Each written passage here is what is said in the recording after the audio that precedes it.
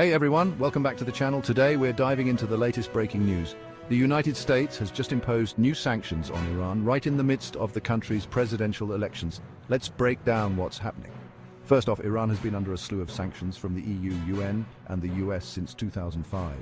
These sanctions aim to prevent Iran from pursuing nuclear weapons, a concern that arose when the UN's nuclear watchdog found Iran non-compliant with international obligations in the early 2000s. Iran's economy has been taking serious hits due to these sanctions.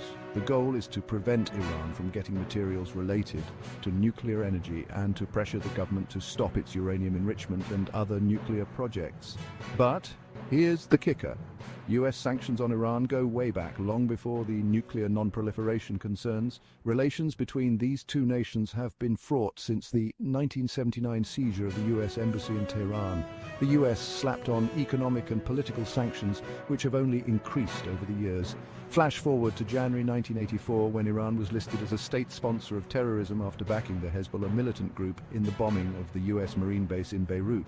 This led to even more sanctions, including restrictions on US foreign assistance, a ban on arms transfers and export controls for dual-use items.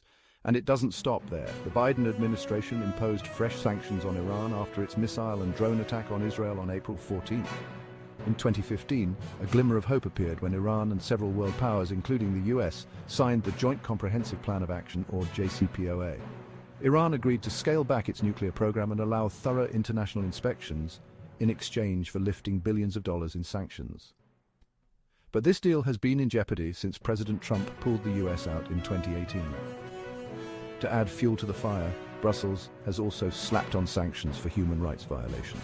These include asset freezes, travel bans, and prohibitions on exporting equipment that might be used for internal repression or telecommunication surveillance.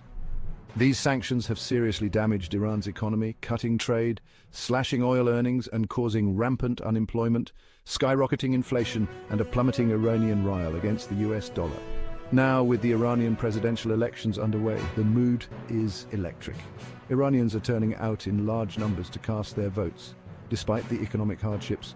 We've got conservative candidates like Mohammad Bagher Kalibaf, hardliner Saeed Jalili, and moderate Masoud Pezeshkian in the running. There's even a split among the conservative vote, which could lead to some interesting outcomes. This election revolves around three core issues: economic problems, lack of political and job security, and the need for better diplomacy and international relationships. The latest US sanctions, imposed just hours before voting began, could have significant impacts depending on the election results. So how will these new sanctions affect Iran's future? Will we see a shift in leadership, or will the status quo prevail? Stay tuned as we keep you updated on this developing story. Thanks for watching, and don't forget to subscribe to stay informed on the latest